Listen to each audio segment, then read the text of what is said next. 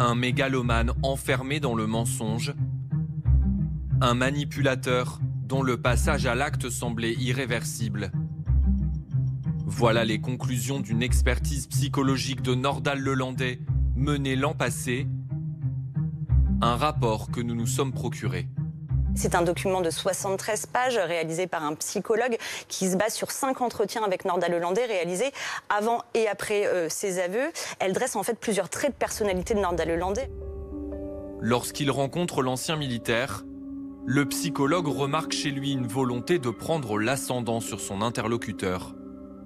Un homme qui ne donne que ce qu'il a bien et rigoureusement contrôlé, tentant de maintenir son emprise sur l'examinateur, tout comme il a exercé une emprise et un contrôle sur chacune de ses victimes. Parmi ses victimes, la petite Maëlys, enlevée puis tuée dans la nuit du 26 au 27 août 2017. Lorsqu'il rencontre l'enfant lors d'un mariage à Pont-de-Beauvoisin, les témoins racontent qu'il l'a emmené voir ses chiens dans sa voiture.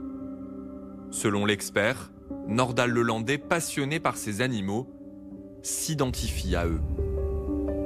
Il a déposé le corps de la fillette à côté de la maison de ses parents, puis, apaisé et délivré, il est retourné festoyer. Ici encore, la similitude avec le comportement d'un animal qui ramène sa proie morte au domicile de ses maîtres est sidérante. L'homme a-t-il des remords? Le psychologue en doute. Une insensibilité morale, une imperméabilité au sentiment de culpabilité, car pour cet homme, la notion même de faute paraît incompréhensible. Ce manque de remords, c'est un trait caractéristique pour tous ces profils de tueurs présumés en l'occurrence, la chosification de la victime qui est dépersonnalisée. Et les tueurs, beaucoup de tueurs choisissent des victimes faciles. Petite fille, personne âgée, quelqu'un qui ne pourra pas se défendre. Dans un entretien mené avec l'expert avant ses aveux, Nordal Lelandais tente de se dédouaner. J'ai jamais eu l'intention de lui faire du mal. Ce soir-là, c'était pas moi le conducteur. J'étais zombie, comme si j'étais une entité qui s'empare de moi, comme dans un jeu vidéo.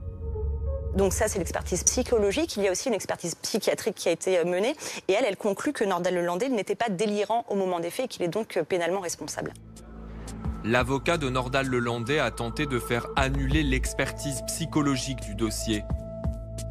Ce jeudi, la Cour d'appel de Grenoble a accepté d'en effacer certains passages, sans remettre en cause ses conclusions. Les juges ont également refusé le retrait d'un témoignage à charge contre l'ancien maître chien, celui de son ex-codétenu, versé au dossier fin 2018.